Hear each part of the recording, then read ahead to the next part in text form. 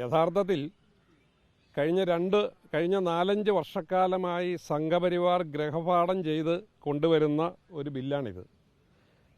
Foreign contribution regulation amendment bill 2026. അത് പാസ്സാകുന്നതോടെ ഏതെങ്കിലും കാലഘട്ടത്തിൽ ഫോറിൻ കോൺട്രിബ്യൂഷൻ സ്വീകരിക്കുകയോ FCRA നിർത്തൽ ചെയ്യുകയോ പുതുക്കാതിരിക്കുകയോ ഒക്കെ ചെയ്യുന്ന മുഴുവൻ സ്ഥാപനങ്ങളുടെയും അസറ്റുകൾ ഓട്ടോമാറ്റിക്കലായി ഡെസിഗ്നേറ്റഡ് അതോറിറ്റിയിലേക്ക് പോവുകയാണ്. ഈ ഡെസിഗ്നേറ്റഡ് അതോറിറ്റിക്ക് ഒരു സിവിൽ കോർട്ടിൻ്റെ അധികാരമാണ്. നമ്മുടെ നാട്ടിൽ നിലനിൽക്കുന്ന നിയമം എന്താ? ഒരു കൊലക്കേസിൽ പ്രതിയാണെങ്കിൽ പോലും കുറ്റകൃത്യം തെളിയിക്കുന്നിടം വരെ അവനെ നിരപരാധിയായിട്ടാണ് കാണുന്നത്. ഈ ബില്ല് പാസ്സാകുന്നതോടെ കഴിഞ്ഞ കുറേ വർഷങ്ങളായി സെലക്റ്റീവായി 20,000-ൽ പരം FCRA ഈ ഗവൺമെൻറ് ക്യാൻസൽ ചെയ്തിട്ടുണ്ട്.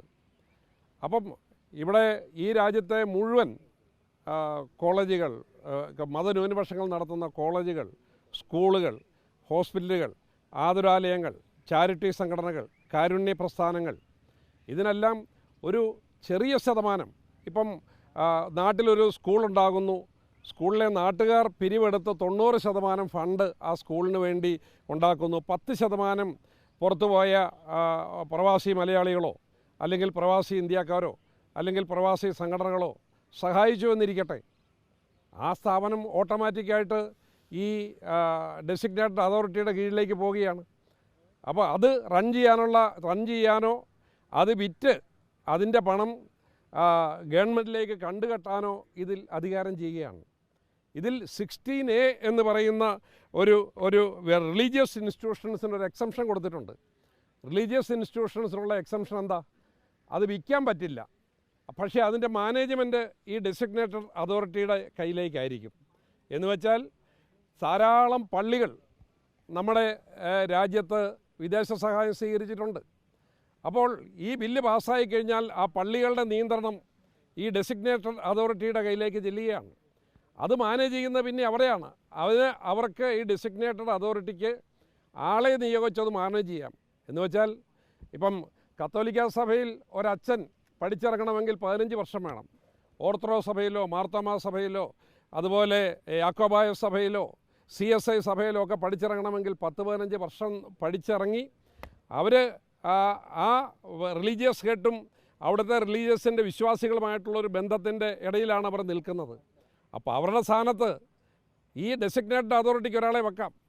ഒരു ന്യൂ ജനറേഷൻ ചർച്ചസിലാണെങ്കിൽ ഒരു പാസ്റ്റർ പഠിച്ചിറങ്ങണമെങ്കിൽ പോലും 10-15 വർഷം വേണം. എന്ന് വെച്ചാൽ പള്ളികൾ വിദേശ സഹായം സ്വീകരിച്ചിട്ടുണ്ടെങ്കിൽ ആ പള്ളി ഏറ്റെടുത്ത് ഈ ഡെസിഗ്നേറ്റഡ് അതോറിറ്റിയുടെ കീഴിൽ കൊണ്ടുവരികയും അവിടെ പകരം ആളെ വെച്ച് ഈ പള്ളി നടത്തുകയും ചെയ്യും എന്നുള്ളതാണ് അവർ പറയുന്നത്.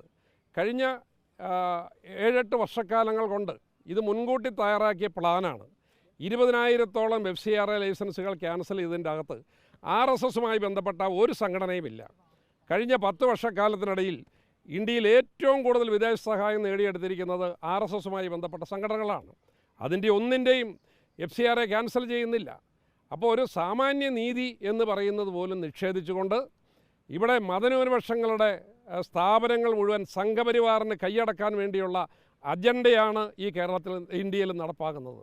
കാരണം ഇന്ത്യയിലെ 30% ഇൻസ്റ്റിറ്റ്യൂഷൻസ് അതൊക്കെ സ്വാതന്ത്ര്യപ്രാപ്തിക്ക് മുമ്പ് തൊട്ട് പ്രവർത്തിക്കുന്ന ഇൻസ്റ്റിറ്റ്യൂഷനാണ്.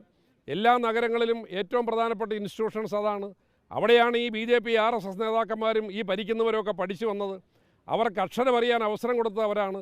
ഈ രാജ്യത്ത് പിന്നോക്കക്കാരനും ദളിതനും വഴി നടക്കാനോ അമ്പലങ്ങളിൽ പോകാനോ ഒന്നും അധിക അവകാശമില്ലായിരുന്ന സമയത്ത് അവന് അക്ഷരങ്ങൾ പറഞ്ഞു കൊടുത്ത് അവന് വിദ്യാഭ്യാസം കൊടുത്ത് അവനെ പൊതുസമൂഹത്തിലേക്ക് കൊണ്ടുവന്ന് അവനെ ജീവിതത്തിൽ ഉന്നത നിലവാരത്തിലേക്ക് എത്തിച്ചത്, അവനെ സാമൂഹ്യ ജീവിതത്തിൽ, രാഷ്ട്രീയ രംഗത്ത്, അഡ്മിനിസ്ട്രേഷനിൽ, ഭരണതലത്തിൽ ഒക്കെ കൊണ്ടുവന്നത് ഈ ക്രൈസ്തവ സ്ഥാപനങ്ങളാണ്. അതുകൊണ്ട് അറിവില്ലാത്തവൻ അറിവ് കൊടുത്തു എന്നുള്ളതാണ് ഈ സ്ഥാപനങ്ങളോടുള്ള വൈരാഗ്യം. കമ്പാഷൻ എന്ന് പറഞ്ഞൊരു ഇൻസ്റ്റിറ്റ്യൂഷൻ, ഒരു NGO നമ്മുടെ രാജ്യത്തുണ്ടായിരുന്നു. 1.5 കോടി കുട്ടികൾക്ക് ഭക്ഷണവും വസ്ത്രവും വിദ്യാഭ്യാസവും കൊടുക്കുന്ന സ്ഥാപനമായിരുന്നു. ഒരു മുന്നറിയിപ്പുമില്ല, ക്യാൻസൽ ചെയ്തു. ഇത്രയും കുട്ടികളുടെ പഠനം മുടങ്ങി, അവരുടെ എല്ലാ കാര്യങ്ങളും മുടങ്ങി. ഓൾട്ടർനേറ്റീവ് തയ്യാറാക്കിയോ? അപ്പോൾ സംഘപരിവാറിൻ്റെ അജണ്ട. ഞാൻ 2018 അന്ന് 480-ൽ പരം ദേവാലയങ്ങളും സ്ഥാപനങ്ങളും ആക്രമിച്ചതിനെക്കുറിച്ച് പാർലമെൻറ്റിൽ സംസാരിക്കാൻ ശ്രമിച്ചപ്പോൾ അപ്പുറത്തുനിന്നൊരു RSS പിൻബലമുള്ള ഒരു MP എഴുന്നേറ്റ് നിന്ന് ചോദിച്ചു, 2% മാത്രമുള്ള നിങ്ങളുടെ ക്രിസ്ത്യാനികൾ 30% ഇൻസ്റ്റിറ്റ്യൂഷൻസ് ഈ രാജ്യത്ത് നടത്തുകയാണ്, ഇത് പാകിസ്ഥാന് നടക്കുമോ? ഞങ്ങളും ഇത് സമ്മതിക്കില്ല എന്ന് പറഞ്ഞതിൻ്റെ അർത്ഥം ഇപ്പം മനസ്സിലായി. വർഷങ്ങളായി ഗ്രഹപാഠം ചെയ്ത് ഈ നൂറ്റാണ്ടുകളായി പ്രവർത്തിക്കുന്ന പ്രശസ്തമായ കോളേജുകൾ, ഡീംഡ് യൂണിവേഴ്സിറ്റികൾ, ഹോസ്പിറ്റലുകൾ, ആതുരാലയങ്ങൾ എല്ലാം സംഘപരിവാറിന് തട്ടിയെടുക്കാൻ വേണ്ടിയുള്ള ഒരു ബില്ലാണ് ഇത് കൊണ്ടുവരുന്നത്.